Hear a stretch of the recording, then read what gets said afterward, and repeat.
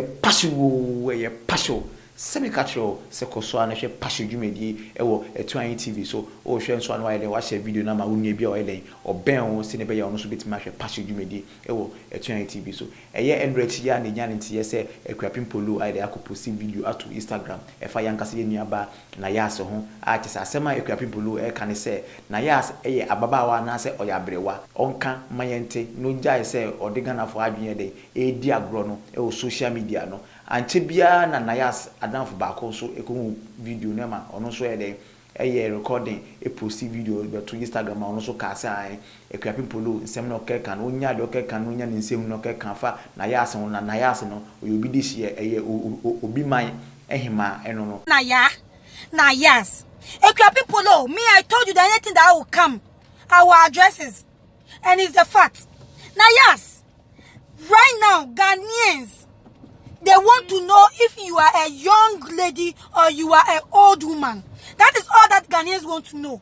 Like this attitude leading for we the young ones. Now you that you are an old woman.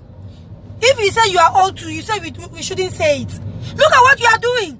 Look at this video you just dropped now. You are exposing yourself. Why all this, Nayas? I'm disappointed in you. This man you are talking about, this man said he don't even know if you are Abulowa or you are Ababawa. Ernest Opoku can't differentiate you.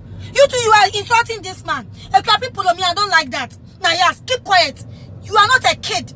You are not a kid to be doing all these things on social media. Why? Let us think. Let's read the say I mean anything that will drop our addresses. Our addresses. Sister Brofuna who can them want yes your the man who they now kika. Nayas now who win sanu. Well you be cromo him I win done from so we ma make catch now. Sister, yet Nayas and one femu or hakra win yamu kwata. Osru na tofoma na buebia erin na bi na buebe na bia na nya wo Akuapem Polo Akuapem Polo wo dam ne tete wani so ko hu reverend obofo no man paye ma wo na me fi se wo tu kwa ba ye nko wasesa woni na Opoku atim print na ese abetukura Ernest Opoku akori na do wetie na asonsum na daya no wo ba beta na chimemboa wo be kansem hu na bedin sem hunu Ufisa Nayas wa ya celebrities for na ya kekansa munu tiati omuso na sister me ntwema wonna ntwema watina wonim na de wasamba Nayas so a me hu wa mebbo wasum anche bia em say Andre ya anche bia so na isanya say an yankase yemia bema Ernest Opoku adodo na nimu na oye gospel musician say otonyum ye pa otonyum maneka akoma inya nti yese no kani oba na one neti before say one Nayas ekwakotena no sa nipa no akwakofre Nayas wo phone so ama omunye no nyina ayede edi nsokro wo phone so na emi say emre na omo kasa no record bi ekoso chese recording no chese epia bonten recording no Nayas na eden sa recording no edipie abonten chese sisia no woman na ofre Nayas eni ni di insecure phone so na ma Nayas so eden record no na no kasa no sa woman no ni abre ye pa ma chese me no kasa wa post video ade ababonten say de Nayas je neni nye ho na say Nayas pese neni ebre dia ene Nayas nguso a no nye sa video no yesa kan video no a ye ba video so ama wati ama we hu de ekoso bia ntin adofo mo ma hwe video no ye ba ye beto aso na na fo ye hia mo mesramo a ojo bi ko abonse na ojo ni me pese me kan wasem kaka sabe oni obe mati na so ba foforo e ka kire wo se be ma no o ma nani njeda o ma nani njeda na wo se enwoma bi enko yi a e wo relationship no at least ubepe obi a wonim se nimpa no e bia so waye ne boni so waye denyu media me nkola agen eno se e bia Nayas e ka se o ma Ernest ni nje no sabe me ne be mate na so obi oba fofo ka che so ma ne nje beside no me ya marry me ni agi entinya ni boni mu sa me ko friend Nayas ene na koye baako ema me ne no akwatia Ernest me ndona nke Ernest ko fa Nayas nka me san ne pen and to the me for shame ho. But see adia baby adu ni die. Nayas, what recording me? Mankashi, because silence is golden. Mankashi, Mankashi. Now, so she said, you would have to Nayas, and Ernest Opoku na upa. Some baby 20 years, so maybe one more be so. May have a more Bama so never. Shame, I'm 20 years. Imagine 20 years. Shame body, shame boobs, and to wash out 20 years girl. Shed me and be 20 years, not say, maybe like, maybe have me who ever Bama one and no extra say. And no, not just a worker, Shami. Shami. Nayas, Shami. Shami. 20 years. That's a Bahami who are Bama sweat and no extra say. Mammy, Mamma, some Bessana statue. And Nayas, Miss Row. And there's the Poku girl, yeah. Oh, okay. Yes, Michelle. You're very young, I'm a partial why. Because I don't know.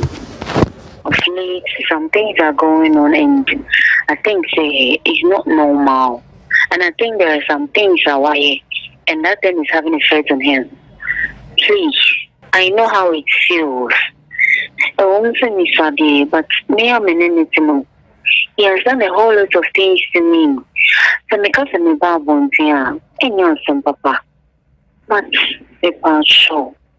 Just find a place in your heart to forgive him. You see, I don't know if I say normal. This is the ever to me be over funny say normal, but when say a normal be a one, and as I say, have it effect on him. And this is now going abnormal that I don't even understand. Mate. Martin say, area scenario no yen sashay, yen na ye nipa baako. So what you say? Unia from one no interest sabe wo ye wotamfo.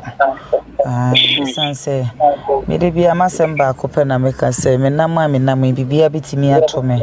Saa no no so bibia bitimi ato no. Ba ye de ya say be sere bon fa chene aka kire rade say won fa nche. So what you say? Say nya ne pekora na unyame fa nche no. De mo mpa ya me bo an say.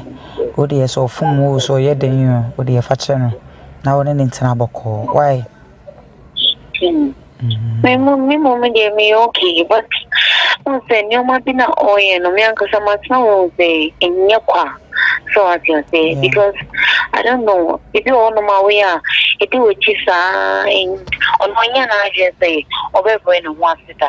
I may say I'll take this opportunity then at least call you and say sorry to you. I want because I want to say normal. I want to about the over you feeling no one dump no. I want to say normal to him. But for me, someone in Panama cannot it follow no. Like if I should tell you what happened yesterday, you'll be surprised. And hold him. He don't even care. The way people were looking at him. Like, I don't know what's coming over him. Why they then I know. On no kasa. Like I don't understand. Oh. So what you say on no kasa. And that's him better keke no. He wants to sleep in his car. And I'm in the car keys. He cry or before that car. Because reporting my police for some so no one in kasa no kota. Or sit or better calm. I don't know what's coming over him. Me penny mommy number, not like at least. Near the bunny, you know. I don't know. So what the move? So what you do because the same way, one of man or kasa idiot. I don't know what's coming over him. I still say he needs to apologize to some people that he has hurt. Because I don't know, this is not the first time. One, not Oyari, and as you see, I'm also Shania, I don't know. Because time me ushia me no so one can tell me say one ne wo one can no crunch me later no I to say mommy can someone show me home Ernest by you see and they catch me sister so person limit na it 2 weeks and me finish some money because me ne record with it you know apart from that like na me person minister be because me was on your papa. Yeah. So what I say, and all of a sudden, okay, say, I want to marry you. No, me want to win your papa. Yeah. Why would you marry me? Because you don't know me. So what I say, Mrs. and a comment senior, and I win you now a basso. If you only about me, hobby, I may want to friend. Nayas is Phil. What if any Nayas? Oh, fat Nicole. Nothing. Oh, that minimum. No. Say, oh, me, I knew something was going on, but not. Yeah, we also approach by and obey me boy. Ernest, don't worry. One say me no time me who say or no hono. No so wonyam opeso koya okwa about whatever and say be brain am catch and say no only ujai and am say there be.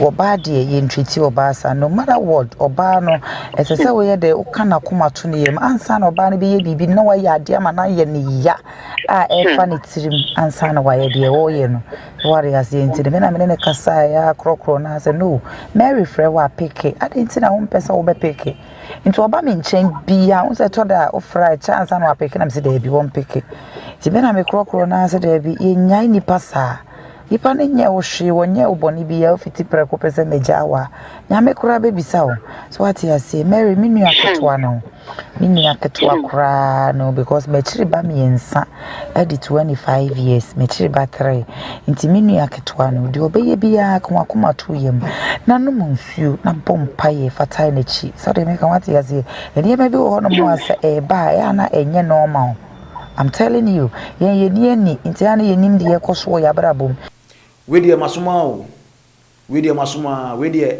ai mo ye hwe se Nayas na edibima na se gen edibim ana se Nayas ne difo ana se gen edifo because utie afana afa utimi se ensem ekoso pa wo phone so a che se ni enyan because mimi de mintimi enjeje ejire mo ankasa ahwefo a mo hwe yen mo hwe passion dwumedi na mutima ele ajeje enti mo koso a se mo behwe passion dwumedi ewo Etwan TV mo nhye ema mo nua bi o mo so enim se passion dwumedi e koso wo Etwan TV mo nhye ema me na mo subscribe YouTube button no mutima sa follow all social media Instagram Twitter everywhere na mutima sa search on Google www.etwantv.com ni nyina no mo sabe kan ho ye niam nyina ye bibia ho bibia ye bia no e call live momodia na mo follow passion dwumedi e wo Etwan TV passion dwumedi e taste e meow.